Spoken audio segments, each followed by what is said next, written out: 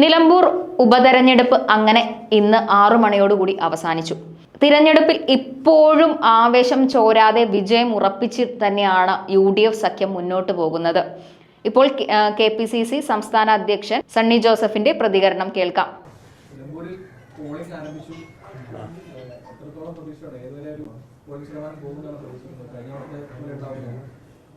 ഞങ്ങളെ കണക്കൂട്ടിലെ കഴിഞ്ഞ തവണത്തേക്കാൾ പോളിംഗ് കൂടുന്നതാണ്. കാരണം ഈ തെരഞ്ഞെടുപ്പിന്റെ പ്രാധാന്യം ജനങ്ങളിൽ എത്തിക്കാൻ UDFന്റെ പ്രവർത്തകർക്ക് സാധിച്ചിട്ടുണ്ട്. രാഷ്ട്രീയ പ്രാധാന്യമുള്ള മത്സരമാണ്.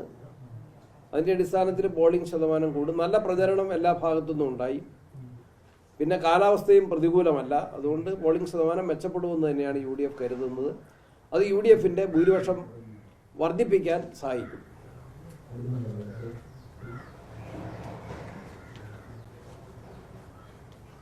എന്താണ് ഇപ്പോൾ പോളിംഗ് മാത്രമല്ല അവസാന ഘട്ടത്തിൽ അവിടെ ചർച്ച ചെയ്യപ്പെട്ടത് UDF കരുതുന്നത് എന്തായിരിക്കും റിസൾട്ടിൽ പ്രതിഫലിക്കുക? റിസൾട്ടില് കേരളത്തിലെ ഇടതുപക്ഷ സർക്കാരിന്റെ ജനവിരുദ്ധ നയങ്ങൾക്കെതിരെയുള്ള ജനങ്ങളുടെ ഒരു ശക്തമായ പ്രതിഷേധ പ്രകടനമായിരിക്കും. നിലമ്പൂർ ബൈ ഇലക്ഷന്റെ ആകത്തുക റിസൾട്ട് അതായിരിക്കും. ഞങ്ങൾ ആദ്യമേ തന്നെ ഉയർത്തിയ വിഷയങ്ങൾ ജനജീവിതത്തെ സാരമായിട്ട് ബാധിച്ചിട്ടുള്ള വിഷയങ്ങൾ തന്നെയാണ്. ഇന്നും വന്യമൃഗ കാട്ടാനാക്രമണത്തിൽ ഒരാൾ കേരളത്തിൽ കൊല ചെയ്യപ്പെട്ടിരിക്കുകയാണ്. ഗവൺമെന്റിന് അതിന് ഉത്തരമില്ല, പരിഹാരമില്ല. കാർഷിക മേഖലയുടെ തകർച്ച സംബന്ധിച്ച് പത്രങ്ങളുടെ എഡിറ്റോറിയലുകൾ ആവർത്തിച്ചു വരികയാണ്. അക്കാര്യത്തിലും ഗവൺമെന്റിന് മറുപടിയില്ല. ജനങ്ങളുടെ ജീവൻ പ്രശ്നങ്ങൾ അവർ ചർച്ച ചെയ്യാൻ പോലും തയ്യാറാകുന്നില്ല. ആശാവർക്കർമാരുടെ സമരം അതിരൂക്ഷമായിട്ട് മുന്നേറുമ്പോൾ ഗവൺമെൻറ് അതിൻ്റെ വിജയത്തെ തടയുന്നതിന് വേണ്ടി ആ ദിവസമാണ്, ഇന്നലെ അവർ തിരുവനന്തപുരത്ത് എത്തിച്ചേരാൻ തീരുമാനിച്ച ദിവസമാണ് അവർക്ക് പ്രത്യേക ട്രെയിനിങ് അറേഞ്ച് ചെയ്തത്. എന്ന് പറഞ്ഞാൽ ആ സമരത്തെ എങ്ങനെ ഭരണ ദുസ്വാധീനത്തിൽ പൊളിക്കാമെന്നാണ് ഗവൺമെൻറ് പരിശോധിച്ചുകൊണ്ടിരുന്നത്. പക്ഷേ അതിലൊന്നും ആരും വഴങ്ങിയില്ല, വഴിപ്പെട്ടില്ല. ശക്തമായിട്ടുള്ള പ്രതിഷേധമാണ് ആശാ വർക്കർമാർ ഉയർത്തിയിട്ടുള്ളത്.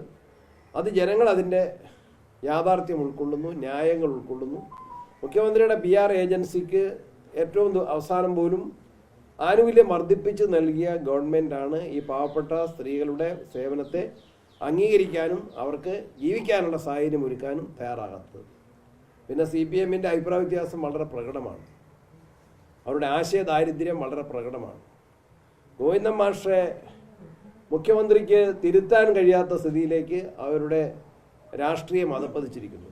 ഗോവിന്ദൻ മാഷ് ചില സത്യങ്ങൾ അറിഞ്ഞും അറിയാതെയും പുറത്തുവിട്ടത് ഇനി ആര് വിചാരിച്ചാലും ആ ഭൂതത്തെ ഇനി കുടത്തിൽ കയറ്റാൻ കഴിയുകയില്ല. അത് ജനങ്ങളുടെ മുൻപിൽ വളരെ വ്യക്തമായിട്ടും തെളിഞ്ഞിട്ടുള്ള കാര്യമാണ്. ഗോവിന്ദൻ മാഷിന്റെ വാക്കുകൾ കേരളത്തിൻ്റെ ജനങ്ങൾ കേട്ടതാണ്. അദ്ദേഹത്തിൻ്റെ മുഖത്ത് നിന്ന്, അദ്ദേഹത്തിൻ്റെ നാവിൽ നിന്ന് ആ വാക്കുകൾ കേട്ടതാണ്.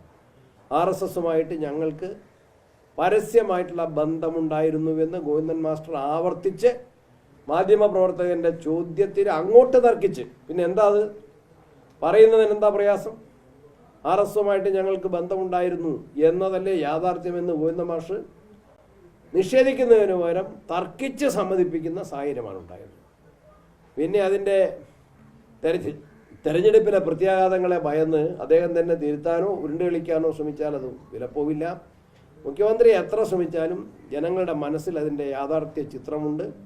അതനുസരിച്ചുള്ള പ്രതികരണം, പ്രതിഫലനം നിലമ്പൂർ തെരഞ്ഞെടുപ്പിൽ പോലും ഉണ്ടാകും. ഒരു യാഥാർത്ഥ്യമല്ലേ കേരളത്തിലും ഇന്ത്യ രാജ്യത്തും. ഞങ്ങൾ ചോദിച്ചൊരു ചോദ്യം, EMS അദ്വാനിയും വാജ്പേയിയും ആയി ഒന്നിച്ചിരുന്ന് ചർച്ച നടത്തി ഭക്ഷണം കഴിച്ചത് എല്ലാ ആഴ്ചയിലും ഒരു ദിവസം ഇല്ലായിരുന്നു. അവരുടെ പൊളിറ്റിക്കൽ കോൺഫറൻസ് അത് കോൺഗ്രസിനെ പരാജയപ്പെടുത്താനോ കോൺഗ്രസ് വിരുദ്ധ ഗവൺമെന്റിനെ നിലനിർത്താനോ വേണ്ടിയായിരുന്നില്ല. എല്ലാവർക്കും അറിയാമല്ലോ. പരസ്യമായിട്ടുള്ള ഒരു രാഷ്ട്രീയ സഖ്യം തന്നെയായിരുന്നില്ലേ. അത് ഗോവിന്ദൻ മാഷ് പരസ്യമായിട്ട് സമ്മതിച്ചിട്ടുണ്ട്. അതിനെ നിഷേധിക്കാൻ ആർക്കും കഴിയുകയില്ല. അതിൻ്റെ പ്രത്യാഘാതവും നിലമ്പൂരിലുണ്ട്.